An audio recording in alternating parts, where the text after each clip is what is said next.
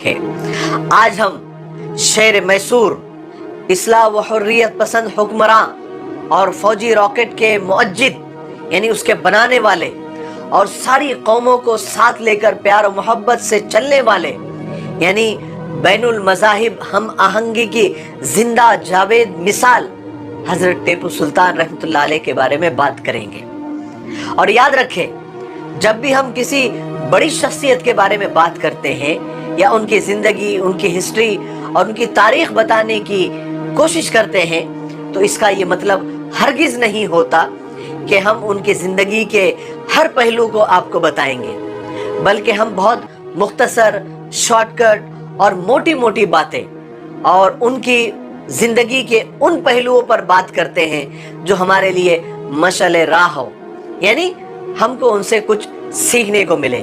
حالانکہ ان کی زندگی کے ہر پہلو سے کچھ نہ کچھ سیکھنے کو ضرور ملتا ہے، لیکن ویڈیو بہت لمبی ہو جائے گی اور بہت بورنگ بھی ہو جائیں گی۔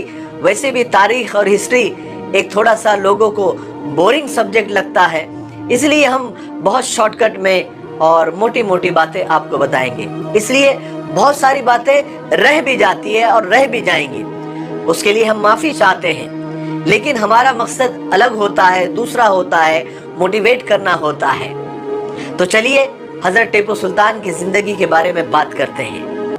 حضرت ٹیپو سلطان کی پیدائش 20 نومبر 1750 اور اردو تاریخ کے حساب سے 20 ذی الحجہ 1163 ہجری کو دیوان حالی میں پیدا ہوئے۔ دیوان حالی ابھی بھی موجودہ دور میں بنگلور کا ایک شہر ہے جو بنگلور سٹی سے 33 کلومیٹر شمال میں واقع ہے۔ ٹیپو سلطان رحمۃ اللہ علیہ کا نام ارکاٹ کے ایک بزرگ ٹیپو سلطان اولیاء کے نام پر ہے، حالانکہ ان کا پورا نام فتح علی ٹیپو ہے اور والد کا نام حیدر علی تھا۔ حیدر علی جنوبی ہند میں 50 سال تک انگریزوں سے لڑتے رہے اور ان کے دانت کھٹے کرتے رہے۔ حیدر علی نے بچپن سے ہی ٹیپو سلطان کی پڑھائی، ان کی فوجی ٹریننگ، ان کی سیاسی ٹریننگ، ان کی گھوڑ سواری اور ان کی تلوار بازی پر خاص طور پر توجہ دی۔ ٹیپو سلطان کا ایک بہت مشہور قول ہے جو آج بھی ہمارے حوصلوں کو بڑھاتا ہے۔ فرماتے تھے کہ شیر کی ایک دن کی زندگی گدڑ کی 100 سالہ زندگی سے بہتر ہوتی ہے۔ ٹیپو سلطان کی زندگی ایک سچے مسلمان کی زندگی تھی جو بالکل تعصب، ذاتی واد، نسل واد اور آپسی نفرت سے بالکل پاک صاف تھی۔ ان کی فوج میں کئی غیر مسلم بھائی بڑے بڑے عہدوں پر فائز تھے اور وہ اتنے بڑے حکمران ہونے کے باوجود ٹیپو سلطان خود کو ایک عام آدمی سمجھتے تھے، بالکل سیدھی سادی زندگی تھی۔ خاص بات آپ کو بتاؤں، وہ ہمیشہ باوضو رہتے تھے اور قرآن پاک کی تلاوت بہت پابندی سے کیا کرتے تھے۔ دکھاوا، تصنع اور آرٹیفیشل رہنا ان کو بالکل پسند نہیں تھا، وہ پرہیز کرتے تھے۔ ذرا سوچیے تو صحیح، اتنے بڑے حکمران جو انگریزوں کو اس نے ناکوں تلے چنے چبوا دیے تھے، اتنی ذمہ داریاں ہونے کے باوجود بھی باوضو رہنا اور قرآن پاک کی پابندی سے تلاوت کرنا ہمارے لیے ایک سوچنے والی بات ہے۔ ہم تو ایک چھوٹی سی دکان کیا ڈال دیتے ہیں، یا ایک چھوٹی سی نوکری کیا کر لیتے ہیں، یا ایک چھوٹا سا کاروبار کیا کر لیتے ہیں، ہمارے لیے تو بہانوں کے دروازے کھل جاتے ہیں۔ وہ تو ہم نوکری کر رہے ہیں، وقت نہیں ملتا اور بہت پریشان ہو جاتے ہیں، تھک جاتے ہیں، دکان سے وقت نہیں ملتا، بہت بزی ہے، فلانا کاروبار ہے، بزنس ہے، بہت پھیلا ہوا ہے، وقت نہیں ملتا قرآن پڑھنے کے لیے۔ اسی لیے کسی نے بڑی یعنی افسوس کے ساتھ اور درد کے ساتھ یہ بات کہی تھی کہ ہم نے قرآن پاک کی عزت اور ادب کے چکر میں قرآن پاک کو اتنا اونچا رکھ دیا ہے، اتنے اوپر رکھ دیا ہے کہ آج ہمارا وہاں تک ہاتھ بھی نہیں پہنچتا۔ تھوڑا سا وقت نکال کر قرآن پاک کی تلاوت کر لیا کریں، اس کو سمجھ کر پڑھ لیا کریں، سارے دنیا اور آخرت کے سارے راز آپ کو اس کلام پاک میں مل جائیں گے۔ آج ہم سے زیادہ غیر قومیں قرآن پاک سے فائدہ اٹھا رہی ہے۔ اللہ تعالی ہماری غفلت اور ہماری سستی کو معاف فرمائے۔ چلیے آگے بڑھتے ہیں۔ حضرت ٹیپو سلطان رحمۃ اللہ علیہ اپنے ہر شاہی فرمان کا آغاز بسم اللہ الرحمن الرحیم سے کیا کرتے تھے، اور اتنے بڑے حکمران ہونے کے باوجود زمین پر کھدر بچھا کر سویا کرتے تھے۔ آپ کو عربی، اردو، انگریزی، فارسی، فرانسیسی سمیت کئی زبانیں آتی تھی۔ آپ کتابوں کے مطالعے کے بہت شوقین تھے، اور آپ کا خود کا ایک بہت بڑا کتب خانہ، ایک لائبریری تھی جس میں تقریباً 2000 کتابیں ہوا کرتی تھی۔ اور سائنس آپ کا فیوریٹ سبجیکٹ تھا، آپ کو سائنس میں بہت دلچسپی تھی۔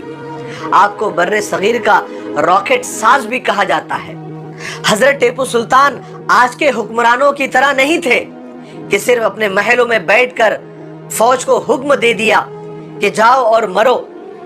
نہیں، آپ ہر جنگ میں اپنے سپاہیوں کے ساتھ شانہ بشانہ کھڑے رہتے تھے، خود لڑتے تھے۔ آپ ایک بہترین اور ٹرینڈ اور نڈر جنگجو بھی تھے۔ اس زمانے میں حالانکہ پیدل فوج زیادہ ہوا کرتی تھی، آپ نے اس وقت اپنی فوج کو اپڈیٹ کیا، ہائی ٹیک کیا۔ اس وقت سواروں، توپ خانوں کی شکل میں اور زیادہ منظم کیا۔ شاعر مشرق علامہ اقبال رحمۃ اللہ علیہ نے 1929 میں شہید ٹیپو سلطان کے مزار پر حاضری بھی دی تھی۔ علامہ اقبال 3 گھنٹے مزار پر رہنے کے بعد جب باہر نکلے تو شدت جذبات سے آنکھیں بالکل لال تھی، سرخ تھی۔ باہر آ کر فرمایا کہ ٹیپو سلطان کی عظمت کو تاریخ کبھی فراموش نہیں کر سکتی۔ وہ مذہب و ملت کے لیے آخری دم تک لڑتے رہے، اور اسی مقصد کی راہ میں وہ شہید بھی ہو گئے۔ علامہ اقبال نے ایک نظم میں ٹیپو سلطان کی تعریف بھی کی تھی۔ عالی شان اور مثالی اور شیر کی طرح زندگی گزارنے کے بعد آخر کار ٹیپو سلطان رحمۃ اللہ علیہ کی زندگی میں وہ دن آ ہی گیا جو ہر انسان کی زندگی میں ایک بار اور آخری بار آنا ہی ہے۔ کل نفس ذائقۃ الموت، ہر جاندار کو موت کا مزہ چکھنا ہی ہے۔ ٹیپو سلطان رحمۃ اللہ علیہ 4 مئی 1799 میں سرنگا پٹنم میں انگریزوں کے خلاف لڑتے ہوئے اور کچھ غداروں کی غداری کی مہربانی سے قرآن پاک کی آیتیں پڑھتے پڑھتے آخر کار شہید ہو گئے۔ جب انگریز جنرل کو ٹیپو سلطان کی شہادت کی خبر ملی تو جنرل تو خوشی کے مارے پاگل ہو گیا اور لاش کو دیکھنے کے لیے پہنچا تو ٹیپو سلطان رحمۃ اللہ علیہ کی لاش اپنے وفادار شہید فوجی بھائیوں کے بیچ ایسی پڑی ہوئی تھی جیسے بجھی ہوئی شمع اپنے ارد گرد جل کر مرنے والے پروانوں کے ہجوم میں ہوتی ہے۔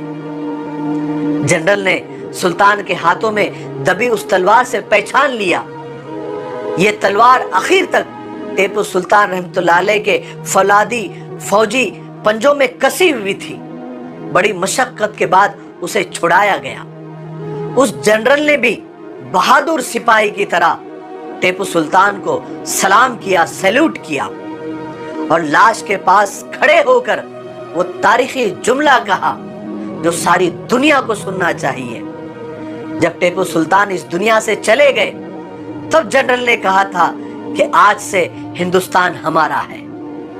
کہتے ہیں جب سلطان شہید ہوئے تو آپ کی آنکھیں کھلی ہوئی تھی، تو انگریز ان کی لاش کو دیکھ کر بھی ڈر گئے تھے۔ انہیں لگتا تھا کہ شاید لاش بھی اٹھ کر ہم پر حملہ نہ کر دے۔ سبحان اللہ!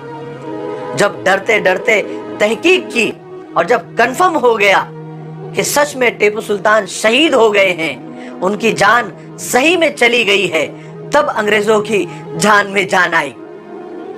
پھر لاش کو اندر محل میں زنان خانے میں بھیجا گیا تاکہ اہل خانہ آخری دیدار کر لے۔ کہتے ہیں کہ اسی وقت آسمان پر کالے بادل چھا گئے۔ جب سلطان کی قبر کھودی گئی تو آسمان کا سینہ پھٹ گیا، بجلیاں چمکنے لگی اور بارش کی شکل میں آسمان نے بھی آنسو بہایا۔ سیماب اکبر آبادی نے کیا اشعار میں ٹیپو سلطان رحمۃ اللہ علیہ کو خراج عقیدت پیش کیا ہے۔ فرماتے ہیں کہ ہند کی قسمت ہی میں رسوائی کا سامان تھا، ورنہ تو ہی عہد آزادی کا ایک عنوان تھا۔ اپنے ہاتھوں خود اہل وطن نے کھو دیا، آہ کیسا باغباں شام چمن نے کھو دیا۔ آخر میں اپنے دوستوں اور بھائیوں سے کہوں گا ٹیپو سلطان رحمت اللہ علیہ کے حوالے سے کہ بھائیوں، قابلیت وہ جس کا دشمن بھی اعتراف کرے، جس کو دشمن بھی مان لے۔ میرے بھائیوں، اپنے حق کے لیے لڑو، اپنے رائٹس کے لیے لڑو، بزدلی سے تو مر جانا اچھا ہے۔ ٹیپو سلطان رحمت اللہ علیہ کی وہ بات ہمیشہ یاد رکھو کہ شیر کی ایک دن کی زندگی گدڑ کی 100 سال کی زندگی سے لاکھ درجے بہتر ہوتی ہے۔